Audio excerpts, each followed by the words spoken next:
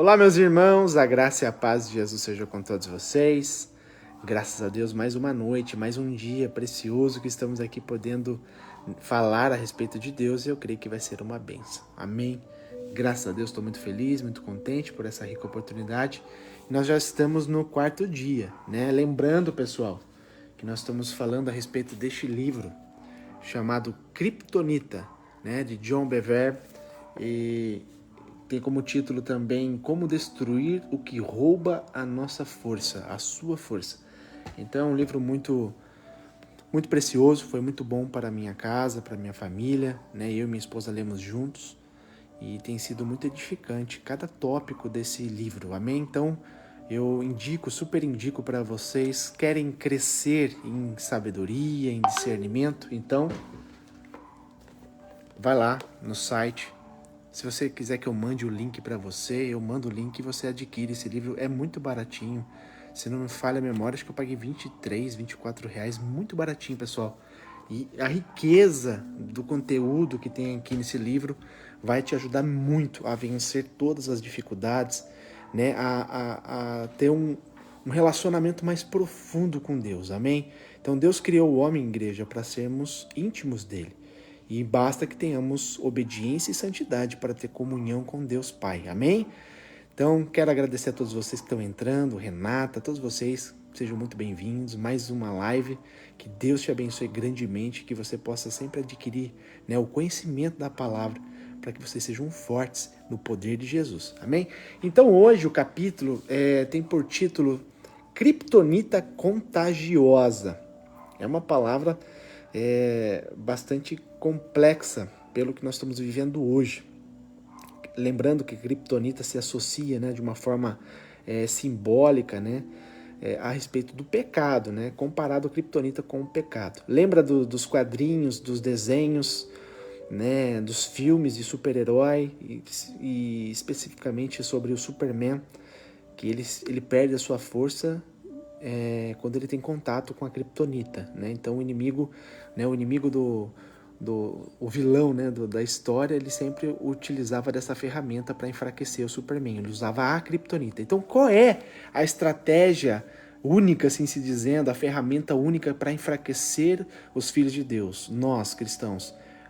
O pecado. Então, né, o inimigo, Satanás, o que ele vai fazer para nos enfraquecer, para nos tirar da presença de Deus? Pecado. Vai fazer a gente pecar, né? Ele vai nos induzir, nos aliciar, né, com coisas que parecem ser boas, porém a gente acaba tomando para nós aquilo e a gente acaba destituídos, né, da presença de Deus. A gente acaba rompendo, né, essa ligação com Deus, porque o pecado, igreja, simplesmente nos afasta de Deus. Não tem como Deus ter uma intimidade com um homem que esteja vivendo em pecado. É diferente a gente ser pecador e a gente viver no pecado. É diferente, tá bom? Então o que nós vamos falar hoje? Nós vamos falar sobre Kryptonita contagiosa, né, a respeito do corpo de Cristo.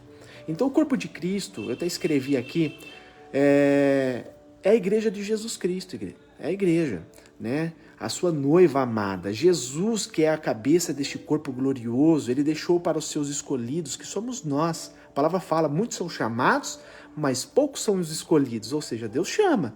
Se você se posicionar, eis-me aqui, Senhor, né? O Senhor me chamou, me alistou, estou aqui, Senhor, eis-me aqui. O Senhor vai te separar, vai tratar você e vai cumprir aquilo que Ele já tinha destinado a você antes mesmo de você nascer, né? Mas a gente precisa fazer a nossa parte. Então, é o que ele está dizendo aqui sobre os seus escolhidos, né? A importante missão de fazer a sua obra, a obra de Cristo. Então, o que é fazer a obra de Cristo? É anunciar o reino dos céus aqui na terra. Tudo bem, Elza? Graça e paz, muito boa noite. Então, a gente está dizendo a respeito de anunciar o reino dos céus, anunciar as boas novas. Então o corpo de Cristo ele é formado por muitas pessoas, né, que têm dons diferentes. Então eu tenho um chamado, eu tenho um dom que o Senhor colocou dentro de mim, você tem um. Então o que acontece? Cada um tem uma função no corpo de Cristo. Amém? Então a gente está entendendo que nós temos dons diferentes um dos outros, porém todos é importante. Então, mas o que tem em comum um coração transformado pelo poder do Salvador?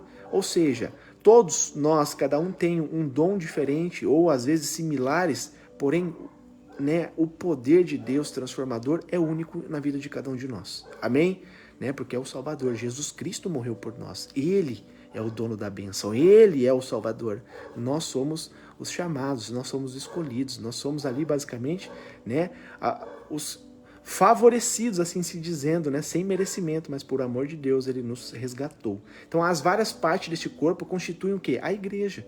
Ou seja, eu, você, a gente se reúne, né, no nome de Jesus Cristo, num só Espírito, numa só santidade, e nós somos transformados pelo corpo de Cristo. É uma aliança, e essa aliança é eterna. E nós temos obrigações, responsabilidades, desde aquele que limpa a igreja, desde aquele que canta, desde aquele que leva a palavra. Então todos têm obrigações e responsabilidades. Amém? E outra coisa, quanto mais é dado, mais é cobrado. Então a gente tem que sempre entender. Então essas várias partes do corpo, né, as pessoas que se unem, se transformam na igreja. É chamado por igreja, né, que é o quê? É a esperança, é a luz para o mundo perdido e decaído. Nós vemos claramente como o mundo está terrível, né? As pessoas andando assim de uma forma tão perversa, né, tão imunda. As pessoas assim vêm se autodestruindo, né, moralidades sexuais, vem se destruindo em questão de caráter, né? As pessoas estão se perdendo cada dia mais.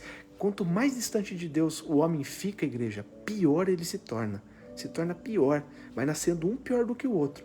Então por isso que a nossa missão é levar o evangelho, é levar a palavra de Deus para as pessoas, para que haja um real confronto, né, de uma vida de pecado, de uma vida de santidade, para que essa pessoa seja impactada pelo Senhor. E o Espírito Santo de Deus liberta essa pessoa e a transforma e ela se torna membra. Ela se torna o quê? Filho de Deus. Ela se torna a igreja. Amém? Então eu separei aqui 3 versículos que Paulo instrui as igrejas, que eu achei muito profundo e eu quero compartilhar com vocês, tá bom? 1 Coríntios 12, no verso 27, olha o que a palavra diz. Ora, vocês são o corpo de Cristo, e cada um de vocês, individualmente, é membro desse corpo. Olha só o que Paulo está dizendo. Ora, nós somos o corpo de Cristo, e cada um de nós, individualmente, ele está falando do coletivo e ele está falando do individual, é membro desse corpo. Então cada um tem uma responsabilidade, cada um tem uma função, cada um tem algo para fazer e realizar com excelência, amém? E um ajuda o outro, isso é o corpo, né? É simples de se dizer, né? A perna precisa da perna para andar, precisa das mãos para tocar, precisa do olho para enxergar. Então todos nós, precisamos do outro, amém? Então você percebe que dentro das igrejas atuais está havendo uma dissensão tão grande, né? Tantas fofocas, tantas coisas, né? Comportamentos humanos que está tendo dentro do corpo de Cristo, que de vez de se unir, está se espalhando. Porque Satanás, ele sabe que a unidade em Cristo é a força. O povo, quando está unido, né, num só foco, numa só adoração a Deus, nada pode abalar, né? Se torna muito poderoso, porque está aliançado. Agora, quando a dissensão, as fofocas, as injúrias, né, um contra o outro, um olha na cara do outro, um fala mal do outro, o que acontece? Se torna fraco. Então fica vulnerável. Entra uma brecha dentro do corpo de Cristo, na qual era para ser impenetrável o pecado, mas por falhas humanas, por falhas de 1, 2, 3, não importa quantos, acaba tendo uma dissensão. Então o corpo de Cristo fica frágil. A culpa é de Cristo? Claro que não, a culpa é do corpo, porque tem as suas obrigações, mas não estão sendo cumpridas. Amém? Está entendendo até aqui? Então olha só que Paulo fala agora para Romanos. Ele está dizendo aqui em Coríntios, agora em Romanos. Romanos 12, no verso 4 e 5, ele diz assim: assim como cada um de nós tem um corpo com muitos membros, e esses membros não exercem todos a mesma função, assim também é Cristo em nós, que somos muitos, formamos um corpo, e cada membro está ligado a todos os outros. Amém? Olha o que Paulo está dizendo. Ele está falando assim, olha, somos muitos, mas um só corpo. Ou seja, cada um tem uma função e um corpo. Jesus é o cabeça. Jesus manda as ordens, manda as diretrizes, as funções, delega para cada um de nós, que ele distribuiu entre nós funções, dons, talentos, para que nós possamos cumprir o ID de Jesus. Ide, pregai o evangelho, pregai as boas novas. Porém, se a gente não exercer a função com excelência, com integridade, com lealdade, a gente acaba, trazendo malefícios para o corpo de Cristo. Então, não adianta as mãos estar trabalhando a todo vapor, com toda integridade, mas as pernas não estão fazendo nada. Ou seja, todos nós temos que estar na mesma sintonia. É uma engrenagem. Para ela funcionar, tem que estar tudo certinho, tudo perfeito. Então, por isso que é importante a igreja sempre entender, desde os líderes, desde os pré-leitores, aqueles que estão levando a palavra, que nós precisamos todos os dias examinar a nós mesmos. Temos que verificar dentro de nós se está crescendo algum tipo de sentimento, algum tipo de comportamento que não condiz com a palavra de Deus. Então é necessário, todos os dias, arrependei-vos. Todos os dias eu tenho que acordar, olhar para mim e falar assim, como está a minha vida? O que eu estou fazendo para o corpo de Cristo? O que eu estou fazendo para o reino de Deus? Como está o meu comportamento? As minhas ações estão condizendo com as Escrituras? Todos os dias, igreja, isso é todos os dias. É uma análise diária, para que nós não venhamos pecar contra Deus, para que nós não venhamos trazer malefícios para o corpo de Deus, para o corpo de Cristo, tá bom? Então, o que nós vamos ver agora?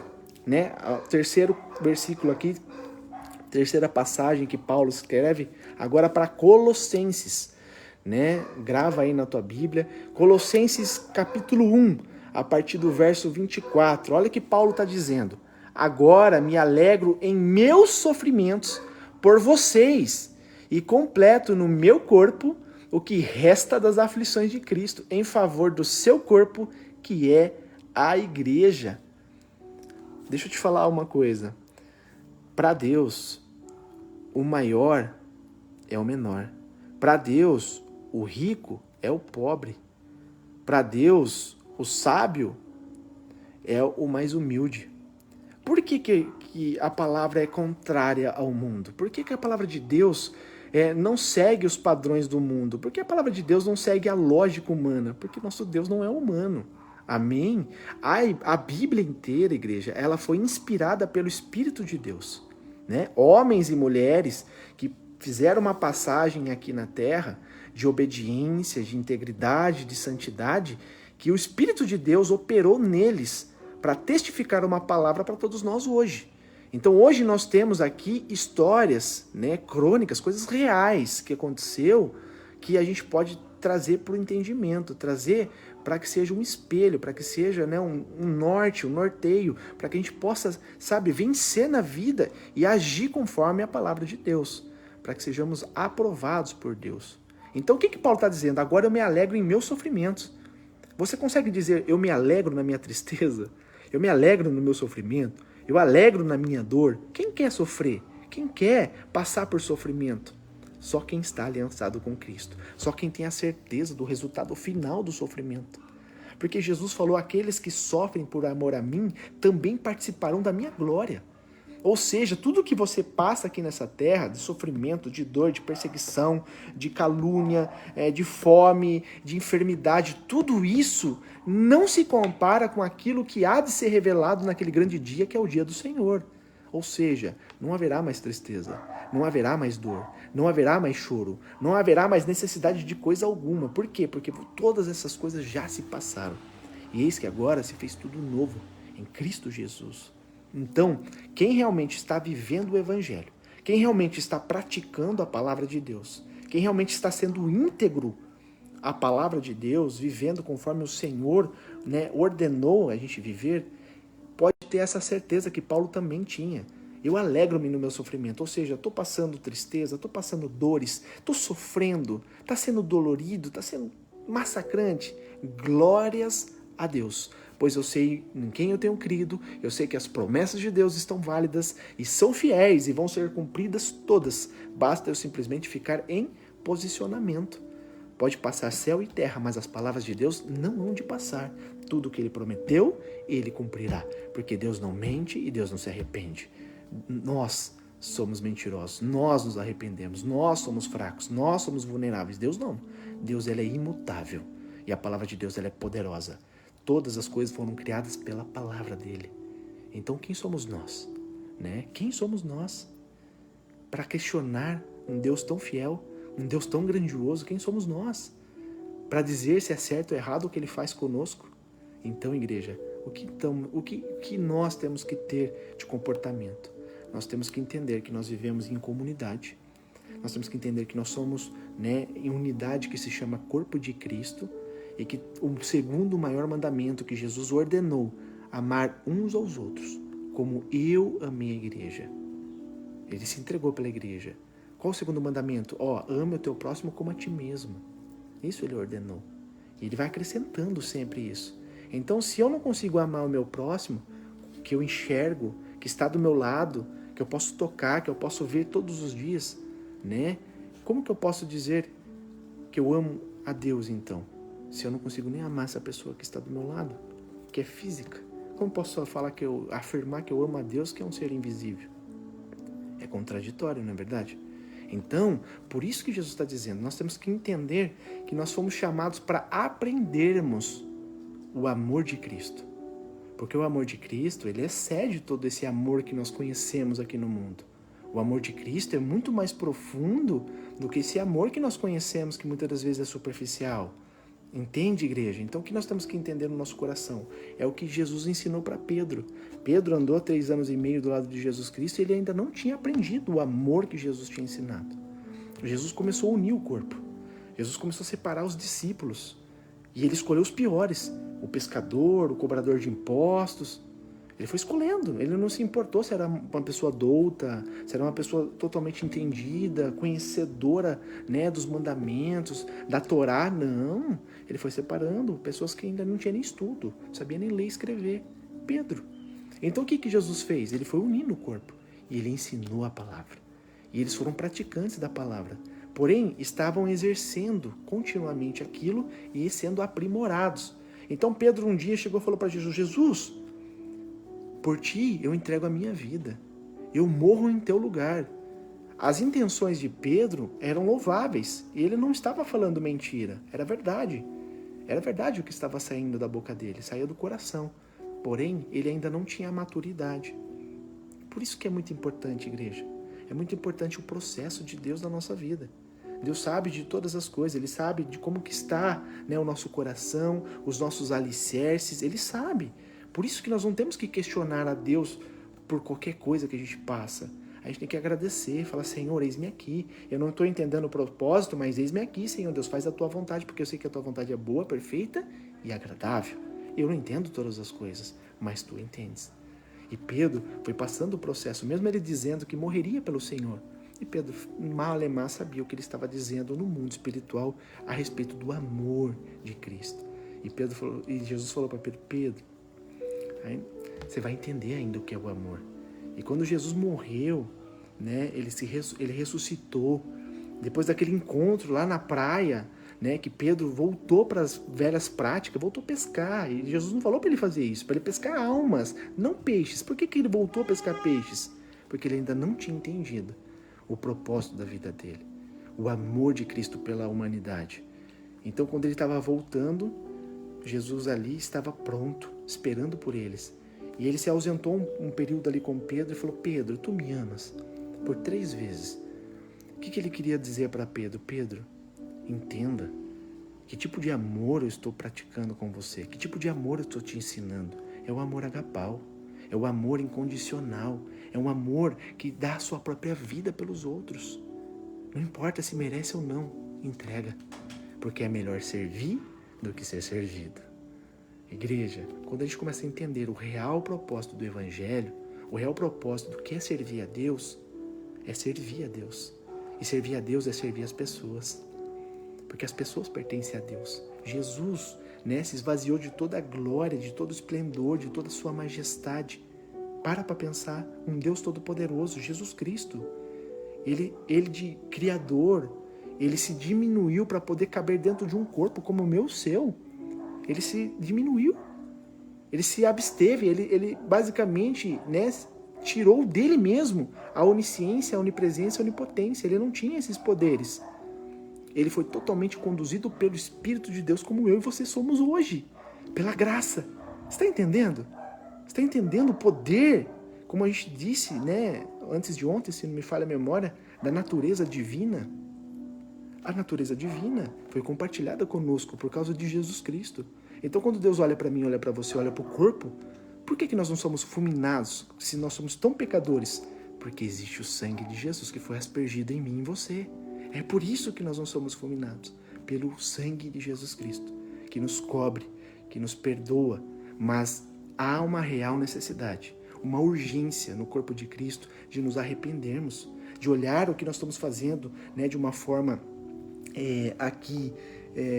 como posso dizer, pessoal, né, como um indivíduo e também no coletivo em relação ao corpo de Cristo. Nós temos que analisar. Quem sou eu, né, na rua, no meu trabalho, na faculdade, né, no convívio com os familiares e amigos, e quem sou eu dentro da igreja? Ou seja, não pode ter uma diferença. Não pode ser uma pessoa aqui e sou uma pessoa lá. Eu tenho que ser íntegro, eu tenho que ser legítimo, eu tenho que ser transparente, independente de ambientes, independente de onde eu esteja. Porque o corpo de Cristo não é só dentro do templo, dentro da igreja, é em todos os lugares. Então não adianta você cumprimentar uma pessoa dentro da igreja e na rua nem olha na cara. Finge que não conhece. Isso é um comportamento de uma pessoa que não sabe verdadeiramente o que é o amor de Cristo. Entende, igreja? Então é isso que Paulo está dizendo. Eu alegro em meus sofrimentos por vocês, pela igreja, pelo corpo de Cristo. Ele está sofrendo, está padecendo, está passando por tantas coisas terríveis, porque ele não está olhando para o estereótipo, para o físico, ele está olhando para a glória. Ele está olhando para a recompensa final, que é a salvação, a coroação, que haverá aquele grande dia. Então, igreja, você não está fazendo para os homens, você está fazendo para Deus. Então faça com excelência, faça com amor, seja íntegro, seja fiel. Amém? Não deixe os sentimentos que muitas das vezes são enganosos aflorar em você para mudar o seu comportamento para com aquilo que Deus te mandou fazer. Tá bom? Então é isso que Paulo está expressando nessas mensagens. Então eu quero trazer agora para você a respeito, né, de alguns exemplos de como a criptonita, ou seja, o pecado, pode contaminar todo o corpo, ou seja, a igreja. Eu vou trazer 2 exemplos aqui para vocês. E depois eu finalizo com mais uma carta de Paulo, tá bom? Pecado de Acã. Lembra ontem quando eu estava falando? Eu até me confundi um pouco no contexto ali. Mas Acã, quem foi Acã? Acã, ele era um soldado, né, ali do exército. Ele fazia parte do exército, né, junto com Josué, que era liderado por Josué. E você lê essa história em Josué 7. O que acontece?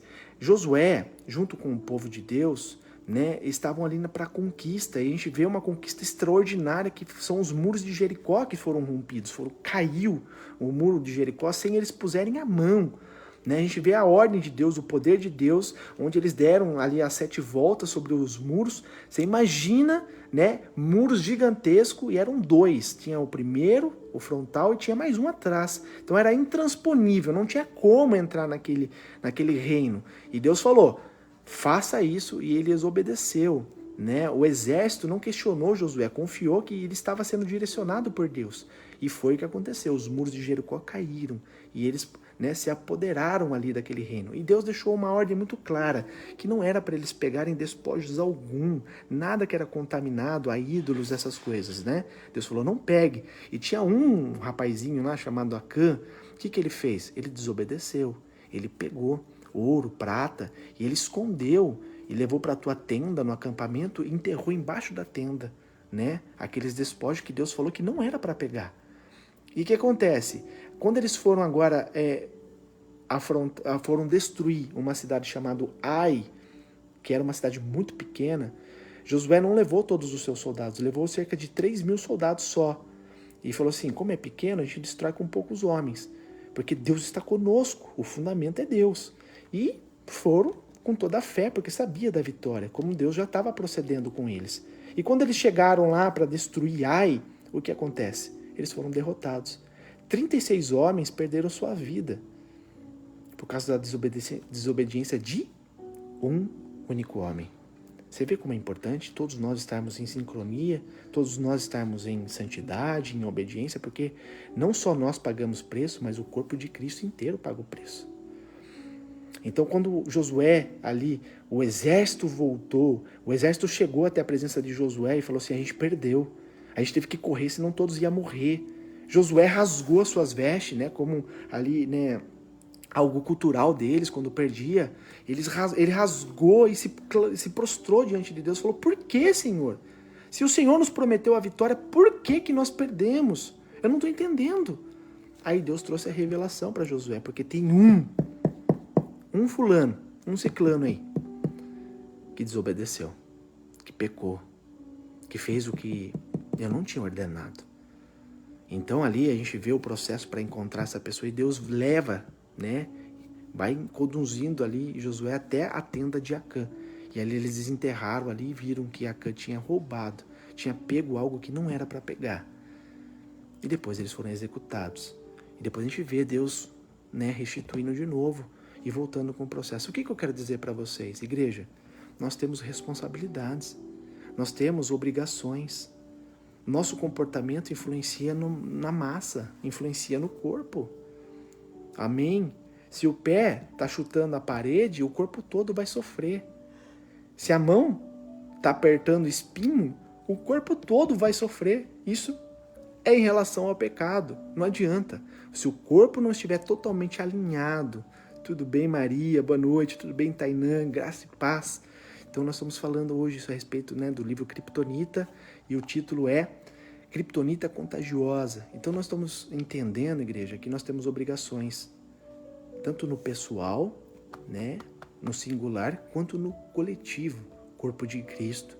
Todos nós temos uma obrigação quando você está na sua casa, no particular, orar a Deus, clamar a Deus, jejuar, suplicar ao Senhor, se arrepender dos teus pecados. Isso é importantíssimo todos os dias, porque nós somos suscetíveis a erros e todos os dias temos que se consertar. Lembra de Jó?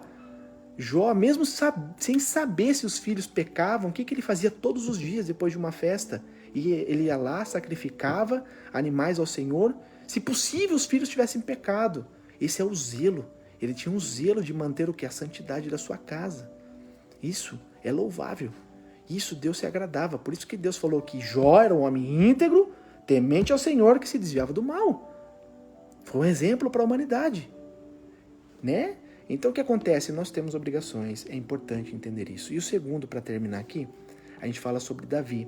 Davi é um homem que eu gosto muito de estudar sobre ele. É um homem que errou demais, mas o coração dele era um coração íntegro. Era um coração temente ao Senhor. Ele falhou demais, errou muito, pagou coisas terríveis também. O preço dele foi muito alto dos erros dele. Mas foi um homem que adorou a Deus verdadeiramente, a ponto de Deus falar, né, grandes coisas de Davi por toda a história, né, até os discípulos mencionarem as histórias de Davi, tamanha grandeza de Deus na vida daquele homem. Né? Não era o vaso que era glorificado, era o que estava dentro do vaso. Coração temente a Deus, a presença de Deus. Amém? Então Davi, eu quero comentar aqui sobre um pecado que ele cometeu, a criptonita dele, né, que foi em 2 Samuel 24. O que diz essa história? Davi deixou ali, né, algo entrar no coração dele a ponto dele querer contar o número de soldados que ele tinha em seu exército. Né? Quando ele chama ali o coronel, eu não me recordo que posição que ele era, do exército, o comandante do exército, um homem chamado ali Joabe. Então quando ele chamou Joabe, ele falou: Joabe, eu quero que você conte, faça uma contagem de todas as tribos de Israel, faça uma contagem lá para mim. Vai passando por todas as cidades ali e traga um número exato do povo que vai à luta. Né? Então até Joabe, o comandante, fala assim: Senhor, para que você vai fazer isso? Né? Deus te dê, né, vida longa para ver a população 100 vezes mais numerosa do que você já tem hoje, mas não faça isso. Por que disso, meu Senhor? Por que o Senhor deseja fazer essa contagem? Não deixe isso crescer no seu coração. E mesmo assim ele foi lá, né, apesar da objeção ali de Joabe, ele ainda insistiu: vai e conte. E ele contou. Depois que ele contou, a igreja chegou ali, basicamente, que tinha 800 mil homens, né, de um lugar e mais 500 mil de Judá, né, do norte e do sul. Então tinha mais de quase 1.600.000 homens, né, o exército dele. Aí chega a sentença. Tudo que você faz, igreja, é contabilizado, tanto para as coisas boas quanto as ruins. E às vezes, a grande maior das vezes, a nossa família paga preço, a nossa igreja paga preço, os membros pagam preço. Por quê? Porque às vezes uma pessoa que está à frente de um processo, à frente de uma liderança, à frente ali, né, de uma missão, e se ele não se posicionar perfeitamente como o Senhor quer, os demais pagam preço. Davi, ele era líder, ele era rei daquele povo. Ele foi levantado para levar esse povo a adorar a Deus, levar esse povo a ter, né, santidade e obediência a Deus, para ir tudo muito bem. E ele, como líder, ele não podia ter esse tipo de comportamento, e ele teve. E qual foi a sentença dele? A sentença veio para ele, falou assim, olha, você tem três opções. Três opções que Deus te dá. Ele diz assim, olha, você vai ter que escolher 3 anos de fome por toda a terra, ou 3 meses fugindo dos seus inimigos, ou 3 dias de uma praga intensa por toda a terra. O que você escolhe, Davi? Davi pensou, falou, poxa vida, 3 anos de fome, meu Deus, é muita coisa. 3 meses fugindo de homens malignos, terrível. 3 dias de praga, então é Deus que vai enviar praga. Mas eu creio que Deus é misericordioso. Deus vai me perdoar dessa iniquidade. Então eu prefiro Deus. Eu prefiro a praga. E eu vou clamar a Deus para que Deus tenha misericórdia, que poupe. Que poupe. Poupe a minha família, poupe o meu povo, o meu reino. E o que acontece? O anjo da morte foi solto. Deus enviou o anjo da morte. Naquele período, 70 mil homens morreram. 70 mil. Ainda não tinha chegado ao final. Quando estava subindo para Jerusalém, o Senhor levantou a mão e falou assim, para, chega. E Davi viu o anjo da morte chegando até ele, ali no povoado dele. E o Senhor levantou a mão e falou, para, senão muito mais ia morrer. E Deus teve compaixão. Então, igreja, você está vendo?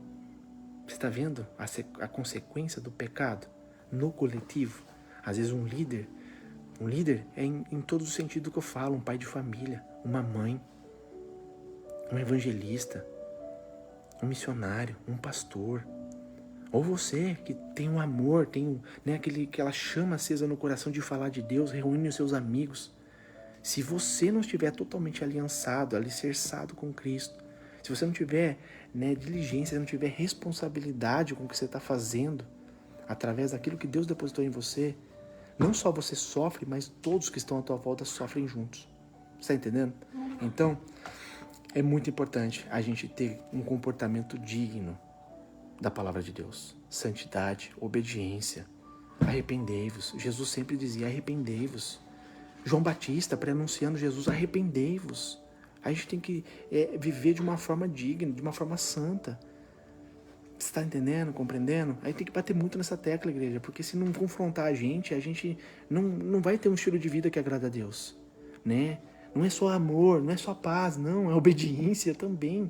Porque se não tem obediência, não tem amor e paz. Sempre foi assim. Lembra dos reinos antigos, lá nos tempos dos reis, dos juízes? Sempre foi assim. Povo em obediência tem amor, tem paz, tem bênção. Povo em desobediência tem terror, tem escravidão, tem fome, tem doença. Então, se o povo de Deus não servir ao Senhor verdadeiramente, com integridade, com amor à palavra de Deus, o povo sofre. Sofre muito.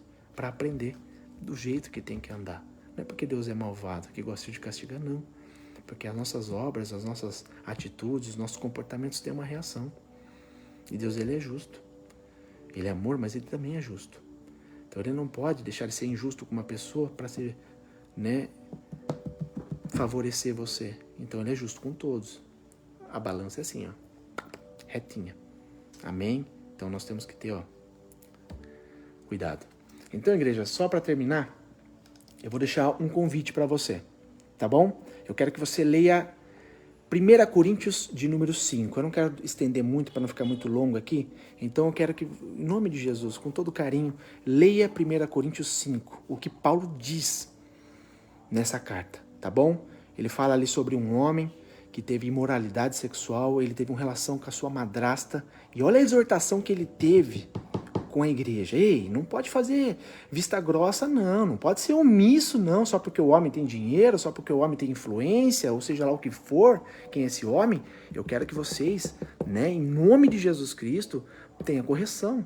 Todos têm que ter santidade no corpo de Cristo. A igreja tem que estar em santidade. Então leia, tá bom? Uma liçãozinha de casa aí, 1 Coríntios 5.